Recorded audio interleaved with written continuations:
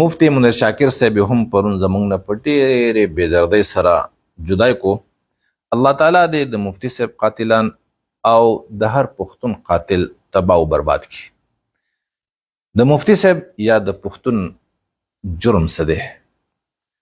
نو مفتی صاحب یو داسې انسان و چې زما به ورسره وخت په وخت خبرې اترې کېدلې او زه چې په هغه څومره پوه شوی وم، نو مفتی صاحب د رسمونو، وهمونو، رواجونو او روایتي ملایت د دنیا نه راوته انسان او د حقایقو د رڼا د دلیل او د برهان دنیا ته راغلی او ورسره د قام په مینه کې د پښتو په رنګ کې رنګ شوی هم و. دغه د مفتی صاحب تعارف و. مفتی صاحب یو داسې انسان و چې داسې انسان دا د مفتی صاحب نه به مخکې نه تیر شوی، داسې نر مولا او داسې د مفتی صاحب په وخت کې نو او د مفتی صاحب نه پس هم څوک پیدا نشي. دا ځانګړی اعزاز الله تعالی صرف مفتی منیر شاکر صاحب ته بخلی و. د جرم همدغه و ما چې وي چې کله د روایتي ملایت نه راووتو او د قام په مینه کې د پښتو په رنګ کې رنګ شو، نو بس بیا د مذهبي ډلو د طرف نه په د باندې د کفر فتوی ولګولې او ټولو مولانو په متفقه توګه باندې مفتی منیر شاکر کافر ثابت کو. پرون یا کو نن مې یو پوسټ د نظر تیر شو، دیناوت خان یو زلمی دی زمونږ د کنګرګلۍ د بونیر، نو هغه په مفتی صاحب باندې څه پوسټ ورکړی او ویلي وو چې 3 ورځې مخکې مفتی ندیم په مفتی صاحب باندې د کفر فتوا لګولې وه. نو دا فتوی چې د مولانو او د مفتیانو په مفتی منیر شاکر صاحب باندې لګولې، په څه بنیاد باندې؟ صرف مفتی منیر شاکر صاحب د دوی سره اختلاف کو. نو د دغه اختلاف په نتیجه کې د مولانو سلوکو په د باندې د کفر فتوی ولګولې. او فتوا څه شی دی؟ نو فتوا یو ډیت وارنټ دی د چا د طرف نه؟ د مولانو د طرف نه. یو د مرګ وارنټ چې نو هغه د عدالت د طرف نه. کله چې یو انسان څه جرم وکړي او هغه په عدالت کې مجرم ثابت شي او عدالت هغه ته د مرګ یعنی د پانسۍ اډر واوري، نو دی بیا جیل ته لاړ شي او هلته پانسي ګاټ ورته کوسوي الله دین ساتي، د هغې پای کې دی انتظار کوي د خپل مرګ تر دې پورې چې د مرګ وارنټ پسې راشي او لاړ شي پانسي کې. یعنی کم عدالت چې د یو مجرم خلاف د مرګ فیصله واوري، نو دغه انسان خامخا مري. ټیک شو؟ الا ماشاء الله.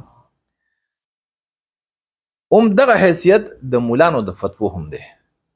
هر کله چې مولان د چا خلاف هم د کفر فتوا ولګي، نو ته پوه شه چې د مولانو په عدالت کې دا سړی مجرم ثابت شو او د دې مولانو چې څوک هم شاګردان دي، د دې چې څوک هم مداح دي، د دې چې څوک هم اوریدونکي دي، د دې چې څوک هم مریدان دي، نو بس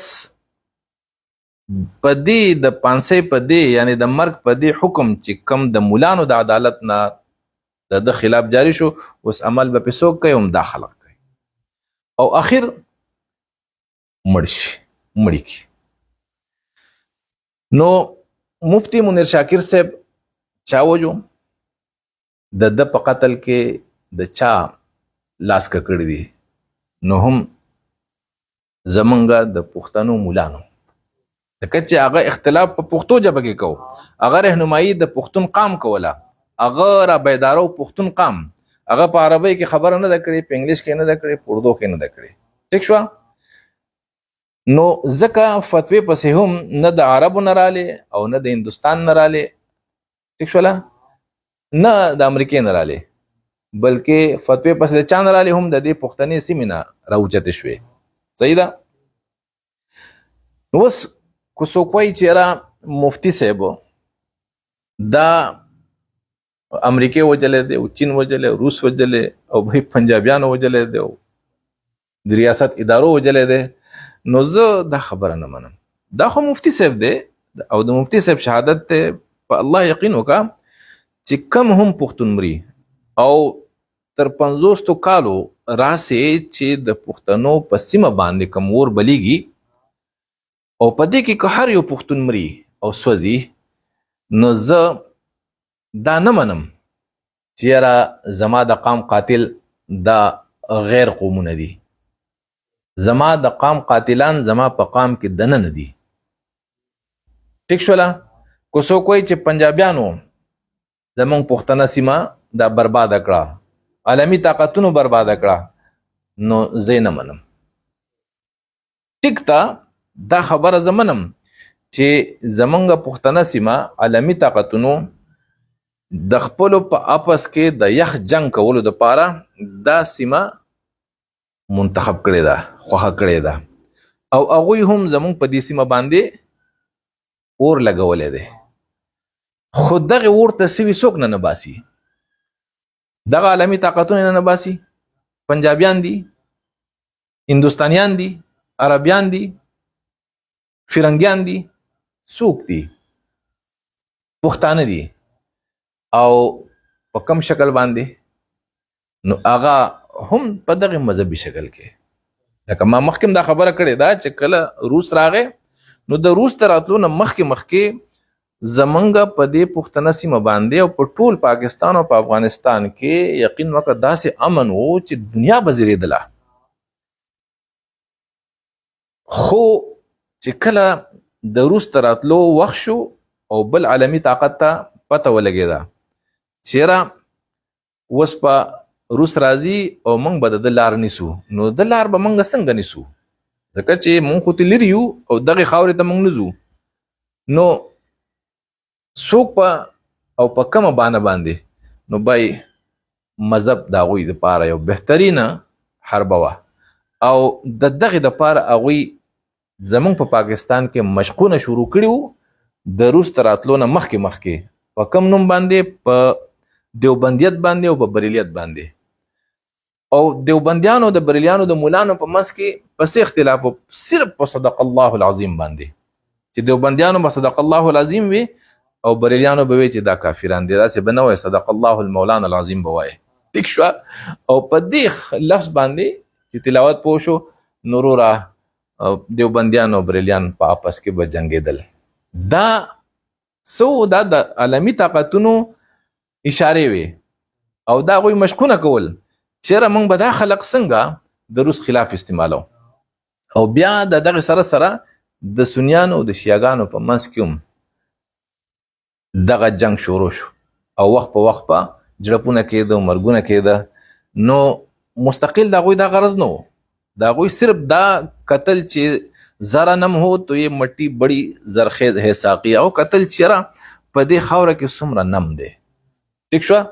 هغوی چې وکتل چې هو د مذهب په نوم باندې خو دي لکه موږ ټولې دنیا له په دې باندې ماتې ورکولی شو، روس څه شی دی؟ نو بس پوه شول. او چې کله روس راودانګل نو هغوی پسې پخپله نه دي راغلي، پیسې ورکړې ده او زمونږ دا مذهبي ډلې استعمال کړې او دغه مذهبي ډلو د خپل ورونو خلاف فتوی ولګولې چې دا کافران دي. او دغه فتو په رڼا کې بیا تر اوسه پورې دا 50 کاله وشو چې پښتانه قتلیږي. نو تر کومې پورې چې مونږه دا د فتوو دا لار نه ده پریښې تر هغې وخته پورې به پښتانه قتلیږي. او زه دا یریږم چې ګوره څومره مذهبي ډلې چې دي که نه، نو د هرې ډلې په نظر کې بله ډله کافره ده او د هرې ډلې په نظر کې د بلې ډلې خلق هغه واجب القتل دي. مثال په طور دیوبندیان دي، نو په مخالفت کې څوک دي؟ وهابیان دي. وهابیانو په نظر کې دیوبندیان کافران دي، د دیوبندیانو په نظر کې وهابیان کافران دي، او دواړه دیو بل سره په دغه جنگ کوي. نو پښتانه خو خامخا د یو ډلې سره تعلق ساتي. اوس کو چېرې فرض کا دا روایت موږ برقرار وساتو نو بس موږ ته د دشمن ضرورت نشته دی. پښتانه ټول بیا څه دي؟ واجب القتل دي. ټیک شوه؟ او ټول به یو بل وجني او په دې مرګ کې د بار د قومونو یا د غیر قومونو څه لاس نشته. زه نه منم ځکه چې هغوی که اور بل کی اخو ته لاړ شي یا هغوی نه راغلی اور بل کو ته ورته څه منه نه باسه که نه. نو که مونږ دې مولان لکه زه دې مذهبي ډلو ته خواست کوم چې د الله د رضا دپاره دا نن یعنی پرون چې تاسو د چا خلاف فتوا ورکړې وه او تاسو وجل، نو نن تاسو د هغوی په ځای ولاړې ستاسو بلې ډلې ستاسو خلاف فتوی ورکوي، تاسو وجني. نو دا نن چې ځانمرګي بریدونه کوي دا مولان وجني، مفتیان وجني، په حقانیه کې هم دغه رنګ واقع شوی وه او حامد الحق صاحب شهید شو، پرون دغه د مفتی صاحب شهید شو، مفتی منیر شاکر صاحب. نو دا نن چې څوک فتوی ورکوي او تاسو وجني نو سبا به د دې پسې یو بله ډله راپاڅېدلې هم دوی به وجني.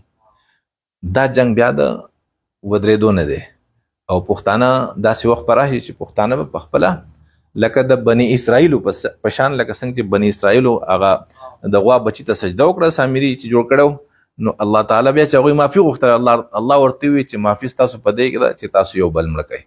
ټیک شوه؟